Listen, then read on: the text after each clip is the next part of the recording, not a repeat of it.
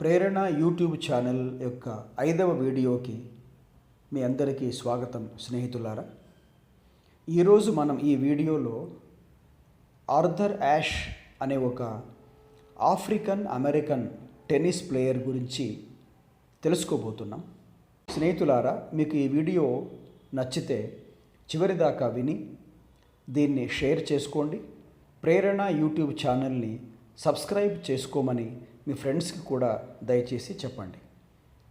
మీరు సబ్స్క్రైబ్ చేసుకున్నట్టయితే నా వీడియోస్ మీకు ఎప్పటికప్పుడు అందుతూ ఉంటాయి. Please do this favour. మన వీడియో మొదలు పెడదాం. 1943లో ఆర్థర్ యాష్ ఒక ఆఫ్రికన్ అమెరికన్ కుటుంబంలో పుట్టాడు. 8వ ఏటనే అతను తన తల్లిని పోగొట్టుకున్నాడు. అంత చిన్న వయసుకే తల్లిని పోగొట్టుకుంటే పిల్లల యొక్క మానసిక స్థితి ఎలా ఉంటుందో మీకు బాగా తెలుసు. అతన్ని ప్రోత్సహించే వాళ్ళు లేరు కదా.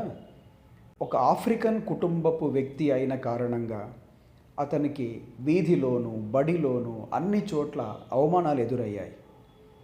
అన్నిటినీ తట్టుకుంటూనే అతను ఒకరిద్దరు ఇచ్చిన ప్రోత్సాహంతో టెన్నిస్ ఆడడం నేర్చుకున్నాడు. 1950 నుంచి 1969 దాకా టెన్నిస్ని బాగా ప్రాక్టీస్ చేసి డిస్ట్రిక్ట్, స్టేట్, నేషనల్ లెవెల్ దాకా రాగలిగాడు.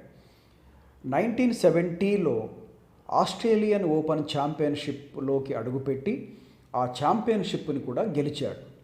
అప్పుడే అతని పేరు చాలామందికి తెలవడం మొదలయ్యింది.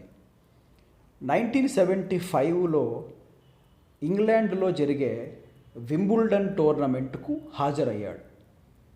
స్నేహితులారా, వింబుల్డన్ అనే ఆ మైదానంలో ఆడటం అనేదే చాలామంది టెన్నిస్ క్రీడాకారులకు ఒక కల లాంటిది. ఆ ఛాంపియన్షిప్ను గెలవడం అనేది ఉందే, అది it is beyond words. It is a dream come true for any tennis player. Arthur Ashe had won that championship. 1975లో he became the Wimbledon champion. 1979లో దురదృష్టవశాత్తు ఆర్థర్ యాష్కు మొదటిసారిగా గుండెపోటు వచ్చింది. మొదటిసారిగా హార్ట్ అటాక్ వచ్చినప్పుడు చాలామంది కోలుకుంటారు. కానీ అన్ఫార్చునేట్లీ ఆర్థర్ యాష్కు 4 ఏళ్ల తర్వాత, అంటే 1983లో మరోసారి హార్ట్ అటాక్ వచ్చింది. 2 మార్లు మేజర్ స్ట్రోక్ వచ్చాక కోలుకోవడం చాలా కష్టమని డాక్టర్స్ చెప్తారు. కానీ మన ఆర్థర్ యాష్కు మరో భయంకరమైన దురదృష్టం వెంటాడింది. అదేమిటంటే 1979 మొదటి heart stroke, 1983 second heart stroke.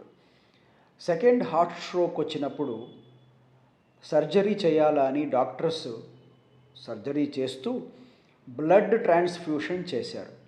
అంటే వేరే వాళ్ళ రక్తాన్ని ఎక్కించారు. ఘోరం ఏమిటంటే అతను సర్జరీ పూర్తి అయ్యాక డిశ్చార్జ్ అయ్యి 1 మంత్ తర్వాత చెకప్ కోసం హాస్పిటల్ వెళితే అప్పుడు చేసిన ఆ యొక్క టెస్ట్స్ ద్వారా ఆయనకు తెలిసింది, ఎవరి రక్తమో ఎక్కించిన కారణంగా ఇతనికి HIV ఎయిడ్స్ సంక్రమించింది. ఇప్పటికే 2 మేజర్ స్ట్రోక్స్తో బయటపడిన ఈ వ్యక్తికి HIV ఎయిడ్స్ సోకడం అనేది అన్ఎక్స్పెక్టెడ్ డిజాస్టర్. అటువంటి వార్త ఎవరైనా విన్నప్పుడు, అంటే ఏ వ్యక్తికైతే అలా జరుగుతుందో అతను ఎలా స్పందిస్తాడో మనకు తెలుసు. కాళ్ళ కింద భూమి చీలినట్టు అవుతుంది. ఆర్థర్ యాష్ ఉపాధిగా ఉన్నాడు. ఈ వార్త ఆయనకు సెలబ్రిటీ కాబట్టి అప్పటికే ప్రపంచమంతా తెలిసిపోయింది. ఆయనకు లక్షలాది మంది అభిమానులు ఉండేవాళ్ళు. వాళ్ళందరూ ఉత్తరాలు రాయడం మొదలుపెట్టారు. అందులో 90% ఉత్తరాలు సింపతి ఎక్స్ప్రెస్ చేస్తూ వచ్చేవి. ఏమని? అయ్యో, మీకు ఎందుకు ఇలా జరిగింది, మీరు ఎంత మంచిడు, మీలాంటి ఎంతమందిని ప్రోత్సహించారు, మీరు అందరిలో ఉన్న టాలెంట్ని గుర్తించి వాళ్ళు ఎవరైనా, అంటే బ్లాక్స్ అయినా వైట్స్ అయినా మీరు ప్రోత్సహిస్తున్నారు, అందరికీ ఎంతో సహాయం చేశారు, మరి మీకు ఇది రావడం ఏమిటి అని అందరూ సింపతి ఎక్స్ప్రెస్ చేస్తూ ఉత్తరాలు రాస్తుండేవాడు.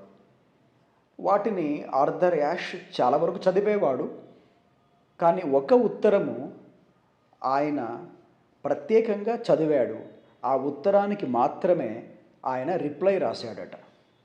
ఇందుకు ఆ ఉత్తరంలో ఏముందంటే, ఒక అభిమాని రాశాడు అతనికి. ఏమని? Dear Arthur Ashe, Wimbledon championship గెలిచి నీవు ఆ ట్రోఫీని 2 చేతులతో పట్టుకొని పైకెత్తి ఆకాశం వైపు చూశావు కదా, అలానే ఇప్పుడు నువ్వు నీ 2 చేతులు పైకెత్తి దేవుణ్ణి అడగలేవా? ఓ దేవా, నాకెందుకు ఇచ్చావు ఈ హెచ్ఐవి ఎయిడ్స్ని? నేను చేసిన పాపం ఏమిటి అని దేవుణ్ణి అడగలేకపోయావా అని ఉత్తరం రాస్తే ఒక అభిమాని దానికి ఆర్థర్ యాష్ రిప్లై ఇచ్చాడు. ఫ్రెండ్స్, మీరు ఈ ఉత్తరాన్ని నేను చదివి వినిపిస్తాను, జాగ్రత్తగా శ్రద్ధగా వినండి. ఎంత గొప్ప ఉత్తరమో మీకు అర్థమవుతుంది. ఆ ఉత్తరంలో ఆర్థర్ యాష్ ఇలా రాశాడు. డియర్ ఫ్రెండ్, నేను టెన్నిస్ ఆడటం ప్రారంభించిన మొదటి సంవత్సరం నుండి ప్రపంచమంతా 5 కోట్ల మంది యువకులు టెన్నిస్ ఆడడం ప్రారంభించారు. అందులో 50 లక్షల మంది యువకులు డిస్ట్రిక్ట్ లెవెల్ దాకా వచ్చింటారు. వారిలో 5 లక్షల మంది స్టేట్ లెవెల్కి వచ్చింటారు. ఆ 5 లక్షల మందిలో 50,000 మంది నేషనల్ టీమ్స్కు కూడా ఆడింటారు. ఆ 50,000 మందిలో 500 మంది ఇంటర్నేషనల్ ఆటగాళ్ళు అయ్యింటారు. వారిలో అంటే 500 మందిలో 50 మంది వింబుల్డన్ టోర్నమెంట్లోకి అడుగు పెట్టింటారు. ఆ 50 మందిలో 8 మంది క్వార్టర్ ఫైనల్స్ చేరుకొని ఉంటారు. ఆ 8 మందిలో 4 సెమీఫైనల్స్కి కూడా చేరుతారు. ఆ 4లో చివరికి 2 మాత్రమే ఫైనల్స్కు వస్తారు. ఆ 2లో చిట్ట చివరికి ఒక్కడే గెలుస్తాడు, ఒక్కడే నిలుస్తాడు. అదృష్టవశాత్తు నేను వింబుల్డన్ ఛాంపియన్ అయ్యాను. అప్పుడు నేను వింబుల్డన్ ఛాంపియన్షిప్ కప్పుని 2 చేతులతో పట్టుకొని పైకెత్తి ఆకాశం వైపు చూస్తూ, ఓ దేవా, నాకెందుకు ఇంత గొప్ప బహుమతి ఇచ్చావు అని అడగలేదు కదా. మరి ఇప్పుడు నా చేతులు పైకెత్తి, ఓ దేవా, నాకెందుకు హెచ్ఐవి ఎయిడ్స్ ఇచ్చావు అని ఎలా అడగగలను నేను?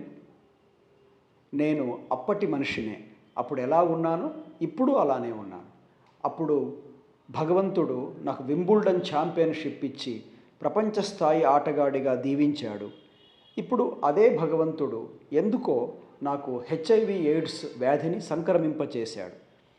నేను ఏమీ ఫిర్యాదు చేయదలుచుకోలేదు. I have no complaints, no regrets.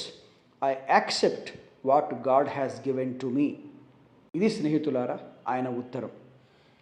ఇది చదివాక లేక ఇది విన్నాక మనకు తెలియాల్సిన, మనం తెలుసుకోవాల్సిన మెసేజ్ ఏమిటంటే, కష్టాలు సుఖాలు పార్ట్ ఆఫ్ లైఫ్. వాటికి మనం ఎలా స్పందిస్తామనేది ఆర్ట్ ఆఫ్ లైఫ్.